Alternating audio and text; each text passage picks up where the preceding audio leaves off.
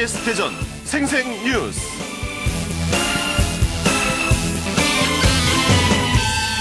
여러분 안녕하십니까? 3월 11일 월요일 KBS 대전 생생 뉴스 방석준입니다.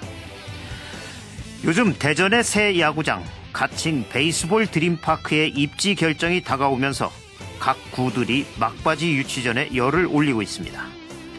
각 입지의 장점을 홍보하는 것을 넘어 일부 구의원들은 삭발까지 하고 나섰습니다. 유치 전에 뛰어든 각 구의 입장에서야 지역의 미래가 달려있는 만큼 열중할 수밖에 없습니다. 과열 경쟁을 자제해달라는 허태정 대전시장의 당부가 있었지만 사실 공모에 응한 각 구의 입장에서야 어느 선에서 자제해야 하는 건지, 어떻게 해야 유치에 실패하더라도 구민들의 이해를 얻을 수 있을지 고민스러울 겁니다. 가칭 베이스볼 드림파크는 이름 그대로 꿈의 구장이 돼야 합니다. 단지 야구장 하나를 새 것으로 대체하는 것을 넘어 이를 통해 대전의 스포츠 산업이 육성되고 외지인들이 밀려오고 그로 인해 고용이 창출되고 지역 경제가 활성화되는 엔진이 돼야 합니다. 어느 지역에 가더라도 그 과실은 대전 시민이 골고루 누릴 수 있어야 합니다. 그리고 입지 선정 이후 후유증을 최대한 줄일 수 있도록 경쟁에서도 금도를 지켜야 대전의 꿈이 될 수 있습니다. KBS 대전 생생뉴스, 먼저 이 시각 헤드라인 뉴스입니다. 어제 우리 지역에 오랜만에 봄비가 내리면서 잠시 동안 초미세먼지 농도가 보통 수준을 나타냈습니다. 하지만 오늘은 다시 대부분 지역이 나쁨 수준을 나타낼 것으로 예보돼 호흡기 관리에 신경 쓰셔야겠습니다. 한국감정원이 발표한 아파트 전세가 변동률을 보면 지난주 세종 지역의 아파트 전세가는 전주보다 0.08% 하락해 2월 셋째 주 이후 3주 연속 내림세를 보였습니다. 대덕구는 올 6월 말 출시를 목표로 50억 원 규모의 지역 화폐를 발행할 예정이며 환전 차익거래 문제 해소와 가맹점 모집 편의성을 고려해 전자카드 형태로 발행한다는 방침입니다. 쓰지도 않았는데 결제가 됐다는 이상한 문자 아마 받아보신 분들도 있을 겁니다.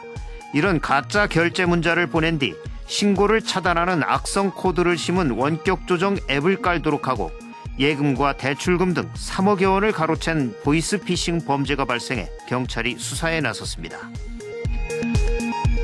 대전에 본사를 둔 MBG라는 기업이 대규모 해외 광산 개발을 한다며 홍보해왔는데 검찰 수사 결과 모두 거짓으로 드러났습니다. 이런 허위 정보를 이용해 1,200억 원을 가로챈 혐의로 이 그룹 회장과 임원 등 7명이 구속 기소됐습니다. 잡초를 태우다 불이 번져 피해가 커지는 사고가 잇따르고 있습니다. 지난 8일 오후 2시쯤 공주 유구읍의 한 밭에서 82살 이모 씨가 잡초를 태우다 불이 옮겨 붙으면서 팔과 다리에 화상을 입어 병원에서 치료를 받고 있습니다. 또 비슷한 시간 세종 조치원읍의 한 과수원에서 70살 김모 씨가 농업 부산물을 태우다가 불이 번져 복숭아나무 25그루가 불탔습니다. 전국적으로 품질을 인정받는 홍성 한우가 충남의 한우 브랜드 가운데 처음으로 첫 해외 수출기를 열었습니다. 한류 바람을 타고 최근 교역량이 급증하고 있는 베트남 하노이에 수출되는데 홍성 한우의 세계화에 발판이 마련됐습니다. 이 시각 헤드라인 뉴스였습니다.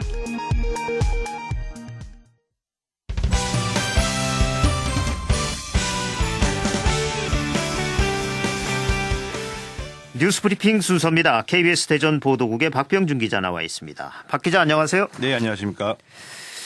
박 기자, 이 며칠 지나긴 했지만 네. 지역 민주화 운동에 큰 획을 남겼던 대전 3.8 민주의거가 네. 첫 국가 기념일로 행사가 치러졌는데 이 소식부터 이야기를 해보죠. 네. 일단 대전 3.8 민주의거가 뭔지 잘 모르시는 청취자들을 위해 어떤 사건이었는지 설명부터 해주시죠. 네, 이승만 독재 정권 시절이던 1960년 3월 8일 대전 지역 학생 1000여 명이 시위에 나서서 4.19 혁명의 기폭제가 된 사건입니다. 네.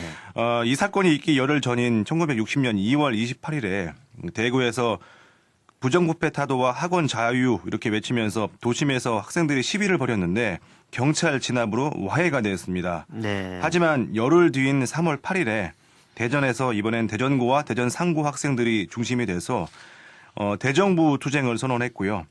물론 이번에도 경찰이 학생들을 구타하고 연행하긴 했지만 여기에 분개한 시민들과 학생들이 이틀 뒤인 3월 10일에 도심 투석전까지 벌이면서 민주화 항쟁이 이어질 수 있는 도화선이 됐습니다. 네. 이어서 잘 아시는 3.15 선거에서 수세에 몰린 이승만과 자유당이 부정선거를 저질렀고 이게 마산 시위 그리고 결국 4.19 혁명으로까지 이어졌습니다. 네. 고등학생들이 먼저 나섰고 네. 그 뒤에 또 시민들까지 가세했던 그런 민주의거군요. 사실 지역에서는 굉장히 뜻깊은 민주화 운동이었지만 이게 국가적으로 잘 알려지지 않았었는데 네. 59년 만에 국가기념일 행사로 치러졌죠? 그렇습니다. 지난해 11월에 대전 3.8 민주의거가 국가기념일로 격상이 됐고 그 뒤에 올해 처음으로 정부가 행사를 주관해서 의미가 좀 컸다고 할 수 있습니다. 네. 이날 행사에는 이낙연 국무총리도 참석을 했는데 이 총리는 이 자리에서 3.8 민주의거를 포함해서 모든 민주화 운동을 재평가하고 유공자를 더 찾아서 합당하게 예우하겠다고 강조를 했습니다. 네.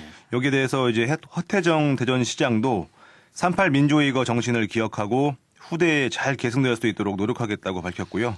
앞으로는 3.8 민주 기념관도 세우고 기록을 정리하겠다고도 밝혔습니다. 좀 늦은 감이 있습니다만 3.8 민주의거가 이제야 좀 재평가를 받고 있습니다. 예. 4.19, 5.18, 60 등 우리나라 민주화의 역사에는 청년 학생들의 역할이 굉장히 컸죠. 그렇습니다. 예, 3.8 또한 대전의 자랑스러운 학생들의 위대한 족적입니다. 다음 소식 알아보죠. 네. 대전에 본사를 둔 MBG라는 기업이 대규모 해외 광산 개발을 한다고 홍보를 해왔는데 검찰 수사 결과 모두 거짓으로 드러나서 그룹 회장과 임원들이 무더기로 재판에 넘겨졌죠. 그렇습니다.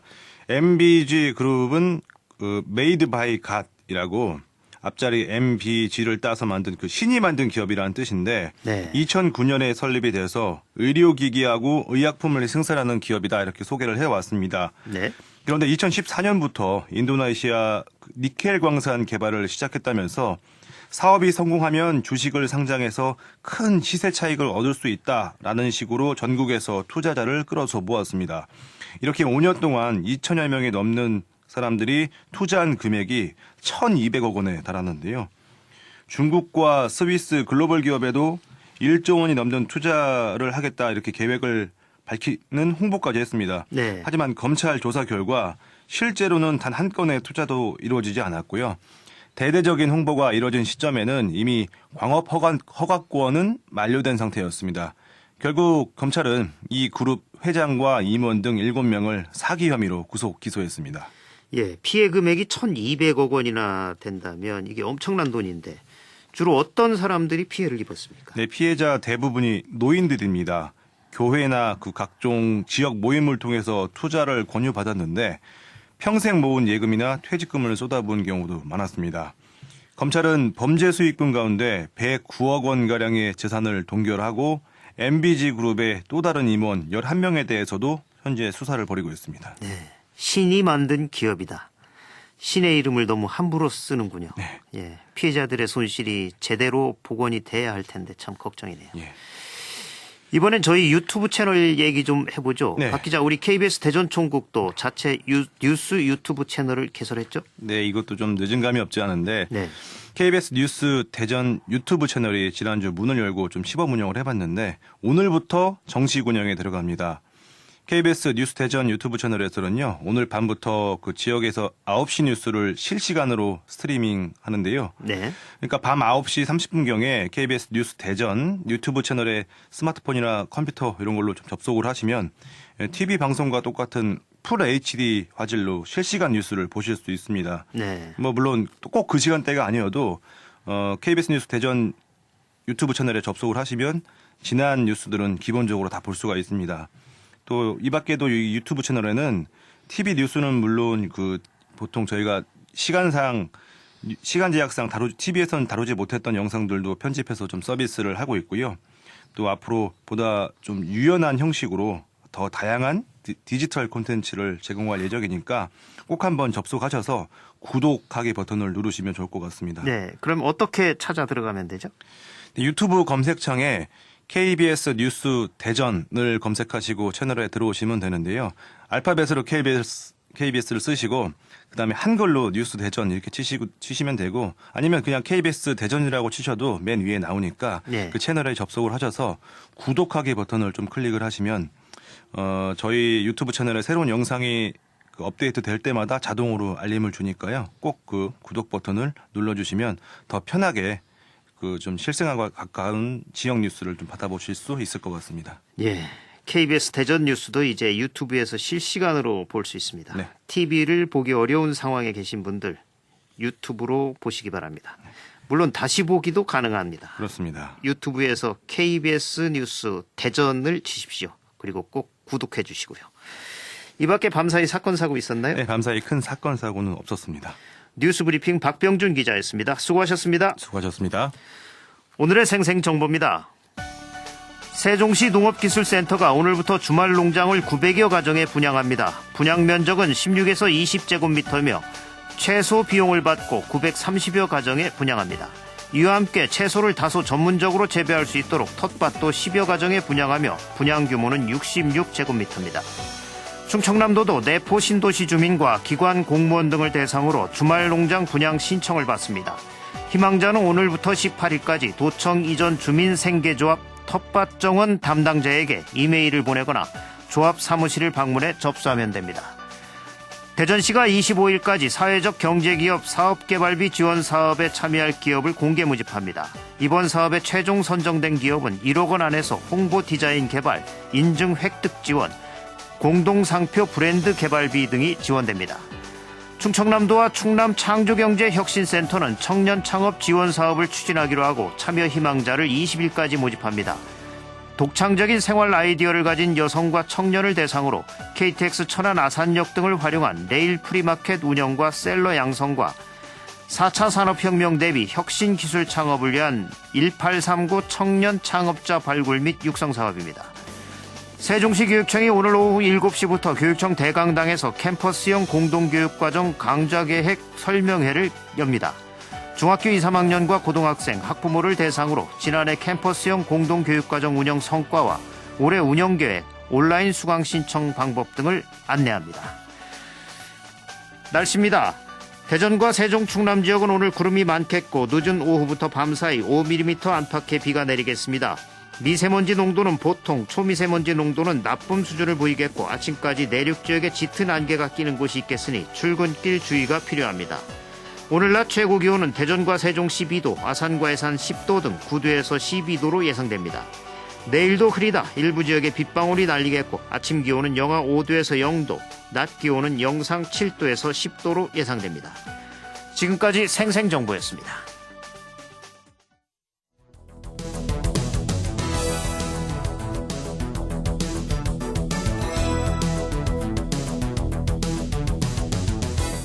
철학자의 시선으로 시사를 읽어봅니다.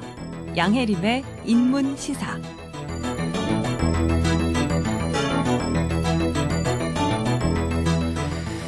KBS 대전 생생뉴스에서는 인문학이 우리 생활이나 시사와 어떤 연관성이 있는지 매주 월요일 이 시간에 그 해답을 찾아보고 있습니다. 철학자의 시선으로 시사를 읽어보는 양혜림의 인문시사. 오늘의 주제는 한반도를 덮친 미세먼지 대책은입니다. 스튜디오에 충남대 철학과 양혜림 교수가 함께해 주셨습니다. 양 교수님 안녕하세요. 예, 안녕하세요. 주말 잘 보내셨습니까? 예, 잘 보냈습니다. 네. 예, 주말에 비가 오면서 지금은 좀 상황이 좋아지긴 했는데 이 미세먼지가 최근 3월 들어서 연일 한반도를 덮쳤었어요. 그래서 바깥 활동이 꺼려지고 또 마스크 착용이 일상이 되면서 미세먼지 재난이라는 말까지 나오고 있는데 교수님 현 상황 어떻게 보시나요? 예. 국회는 오늘 3월 13일 미세먼지를 국가 재난에 포함시키는 법안을 본회의에서 처리하기로 했는데요. 예. 그러나 미세먼지를 사회 재난으로 볼 것인지 아니면 자연 재난으로 볼 것인지는 여야는 물론 정부 내에서도 의견이 엇갈리고 있습니다. 사회 재난이냐 자연 재난이냐에 따라 피해 지원이나 책임의 문제가 달라질 수 있기 때문입니다. 미세먼지가 법률상 재난으로 지정되면 긴급한 상황에서 예비비 등 국가 예산을 투입할 수 있고 중앙재난안전대책본부도 가동할 수 있다고 합니다. 지난해 8월에는 폭염과 한파가 자연재난으로 추가된 적이 있기 때문에 미세먼지 재난 문제가 이번 본회의를 계기로 정착된 법안이 마련될 수 있기를 기대해 봅니다. 예. 이게 미세먼지의 주요 원인을 중국으로 분석하기도 하지만 과연 중국만의 영향인지 환경을 악화시킨 우리 모두의 책임은 아닌지 또 이 원인을 철저히 분석해 볼 필요가 있을 텐데요. 이 미세먼지가 더욱 심각해지는 데는 어떤 원인이 있다고 봐야 할까요? 예, 미세먼지의 원인은 대기 정체와 가뭄 등 기후변화의 요인과 중국이나 북한, 몽골 등에서 오는 이제 예부 유입 그리고 국내 발생 등 크게 세 가지로 나누고 있는데요. 네. 고농도 미세먼지 발생 시에 중국의 영향이 40% 정도라는 것이 대체적인 평가이지만 보다 엄밀한 과학적인 분석을 해야 하는 상황이고요. 예. 예부 유입 미세먼지량을 줄이기 위해 유계적인 노력도 중요하지만 국내 미세먼지 발생량을 줄이는 것이 급선무라고 보는데요. 국내 미세먼지 배출 주요 원인은 사업장이라든지 석유발전소, 석탄발전소 그리고 경유차입니다.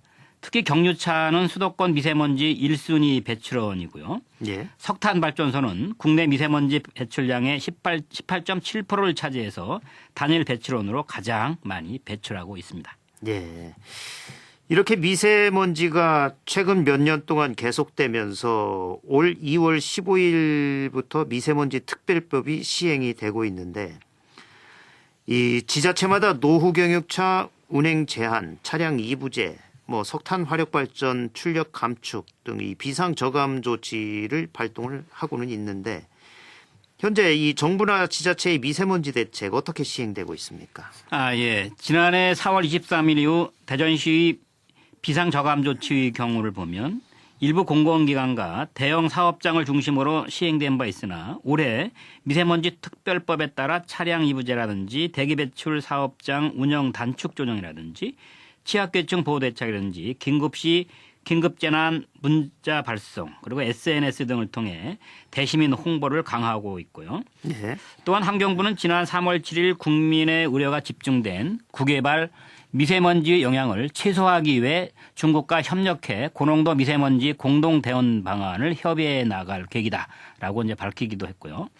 그리고 여야는 저소득층과 취약계층에 필요한 마스크와 공기청정기 등을 긴급 지원하기 위한 추가 경정 예산을 적극 검토하기도 했고요. 또한 학교나 공공건물의 옥상, 유휴 공간에 미세먼지 제거를 위한 공기정화 설비 시험 설치로 저감 효과를 검증할 예정이라고도 합니다. 따라서 지자체나 정부는 국민들의 불안이 해소될 때까지 가감한 미세먼지 대책을 발굴해 추진하고 모든 부처의 협조를 이끌어내서 미세먼지 저감 대책을 맑은 하늘 지키기 범부처 정책 브랜드로 만들어 나가야 하지 않겠나 그렇게 생각합니다. 예. 그런데 그 정부나 지자체의 미세먼지 대책의 실효성에 대해서 의문을 제기하는 목소리도 많이 나오고 있습니다.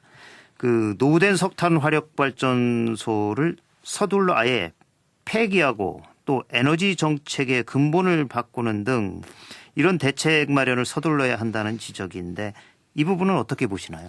예. 우리나라의 국토 면적 대비 석탄 발전 용량은 이미 이명박 박근혜 정부 시절부터 경제협력기구 OECD 회원국 중에서 가장 큽니다. 네.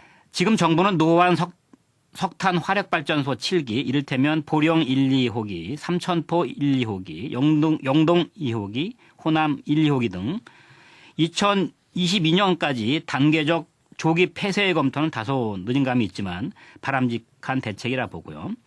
또 이런 점에서 정부는 2022년까지 미세먼지 나쁨을 30% 선까지 줄일 계획을 잡고 있습니다. 예. 따라서 정부는 노후한 석탄 화력발전소의 봄철 가동을 가급적 중단하고 재생에너지 비중을 지난 2017년 6.2%에서 향후 2030년 20%로 확대하려는 계획에 보다 꼼꼼한 점검이 필요하다고 봅니다. 예. 이 미세먼지는 1군 발암물질이죠. 그래서 국민의 생명, 건강과 직결이 됩니다. 그 미세먼지 대책이 단순한 경보 발령이나 저감 조치 발동을 넘어서서 이 국민 건강과 행복 추구권 생존권 차원의 접근이 필요한 것 같은데 이 환경 문제를 인문학적 측면에서 본다면 미세먼지 문제 어떤 환경 사상가나 환경 운동가의 얘기를 해볼 수 있을까요? 예. 20세기 미국의 생물학자이자 해양 생물학자이고 생태 철학자, 문필가, 그리고 네. 여성과학자이자 과학 커뮤니케이터인 다양한 명칭을 붙이고 있는 레이첼 카슨을 소개하고 싶은데요. 예. 레이첼 카슨은 어릴 적부터 항상 자연 세계에 관심을 가졌고 경건한 아이로서 많은 시간을 숲과 냇물가에서 보내면서 새나 곤충, 꽃을 배웠다고 회고하고 있습니다. 예. 카슨은 잠재적인 독자들에 대한 분석도 나름대로 했고 다양한 표현을 수시로 활용할 수 있는 문학이라는 장르를 선택해서 현실적인 생태 철학을 조직화해서 제시하고 있는데요. 특히 카슨은 DDT, 이를테면 살충제의 실체를 즉 눈에 보이지 않는 공포이면서 만성병을 일으키고 인체 조직에 축적되고 전 지구적인 영향을 끼치고 예. 독성이 있고 그 결과로 암이 발생하기도 하고 새들을 죽이고 돌연변이를 일으키는 것은 대중들이 그때까지 알고 있었던 방사능 낙진이나 비슷하다고 이제 보았는데요.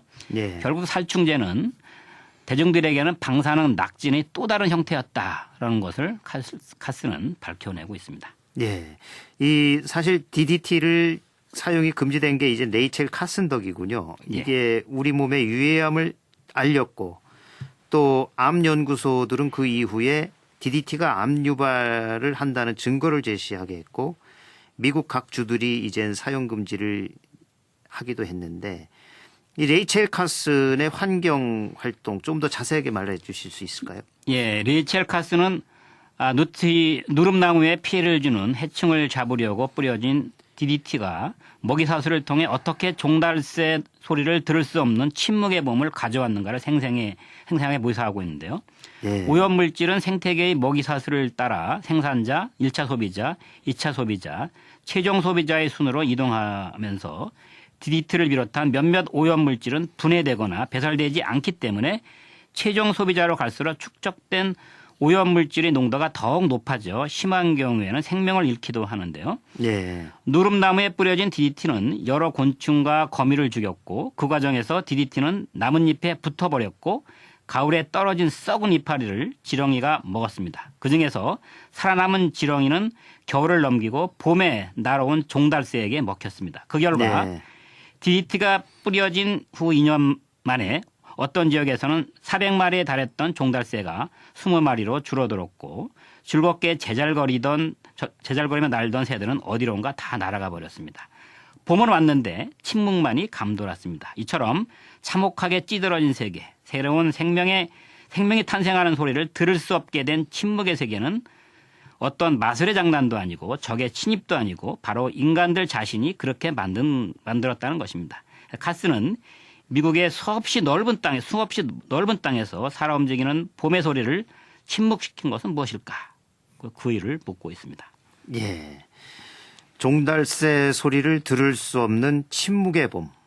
사실 요즘 야외 활동을 제대로 할 수 없는 봄 아니겠습니까? 예. 이 미세먼지 때문에 봄이 왔지만 봄을 느낄 수가 없습니다. 예, 그렇습니다. 예, 정부나 지자체의 실효성 있는 미세먼지 대책도 중요하지만 이 국민 개개인이 스스로 에너지를 적게 쓰는 등 이 미세먼지를 줄이려는 노력에 적극 동참해야 할 텐데요. 우리 모두의 노력 어떻게 가야 한다고 보십니까? 예, 미세먼지 문제를 DDT와 같이 인간 자신들이 이제 만든 것이고요. 그래서 미세먼지 문제는 자연환경과 산업, 정치가 결합된 복합적인 이제 사안인데요. 특히 우리나라 1인당 온실가스 배출량은 2015년 기준으로 전 세계에서 12번째로 많았고 35개 회원국 중에서도 6번째로 많았습니다. 또한 2019년 기준으로 OECD 국가 중에서도 초미세먼지 오염도가 2인 것으로 나타났는데요. 그래서 이제 미세먼지 농도가 크게 두 가지 영향을 미치고 있는데 오염물질과 기상 조건인데요. 보통 오염물질 배출이 2배로 늘면 미세먼지 농도는 2배로 비례해서 늘어난다는 이제 경향이 있고요. 예. 그래서 먼저 국내 미세먼지 오염원을 줄이는 노력이 절실하지 않나 그렇게 생각합니다. 예. 오늘 얘기 나눈 그 미세먼지와 그 대책과 관련해서 인문학적으로 더 궁금한 청취자들 어떤 책을 읽어보면 좋을까요? 예, 좀 아까 말씀드렸듯이 저는 레이첼 카슨의 침묵의 봄을 이제 소개하고 싶은데요. 그러니까 침묵의 봄은 20세기 환경학 최고의 고전으로 불리고 있고요. 예. 카슨의 침묵의 봄이 1962년 출판되자마자 미국 전역을 떠들썩하게 되었고 우리말로도 여러 종이 쉽게 번역되어 있고요. 이 예. 책은 출판 후 60만 부가 팔리면서 베스트셀러 1위를 올랐고요. 이 책이 처음 출간되었을 때 환경이라는 말이 처음 낯설었지만 모두 전후 과학기술에 대한 맹신이 존재했지만 이 책에서 그러한 분위기 속에서 한 개인이 사회를 어떻게 바꿔놓을 수 있는가를 보여주는 좋은 사례이기도 합니다. 예, 레이첼 카슨의 침묵의 봄. 이번 봄에 읽어보시면 좋을 것 같습니다. 충남대 철학과 양혜림 교수였습니다. 오늘 말씀 고맙습니다. 예, 감사합니다. 지금까지 철학자의 시선으로 시사를 읽어보는 양혜림의 인문시사, 충남대 철학과 양혜림 교수와 함께했습니다. 조간 브리핑입니다. 금강일보는 IMF보다 지금이 더 어렵다란 제목으로 경기 불황과 최저임금 인상, 근로시간 단축 등 노동환경의 급격한 변화 등으로 중소기업계의 먹구름이 가득하다고 보도했습니다. 충청투데이는 문재인 정부 자치분권, 재정분권 없인 허울뿐이란 타이틀로 문재인 정부가 자치분권을 위한 일련의 정책들을 추진하고 있지만 실질적인 지방자치 보장을 위한 재정분권이 체계적으로 이루어지지 않고 있다고 지적했습니다. 중도일보는 성평등 모두가 살기 좋은 대전 만든다. 대전일보는 충청 전역 A형 간염 비상 이런 기사를 실었습니다. KBS 대전 생생뉴스 기술의 정황 구성 조미연 제작과 진행의 방석준이었습니다. 월요일 방송 여기서 마칩니다. 내일 다시 뵙겠습니다.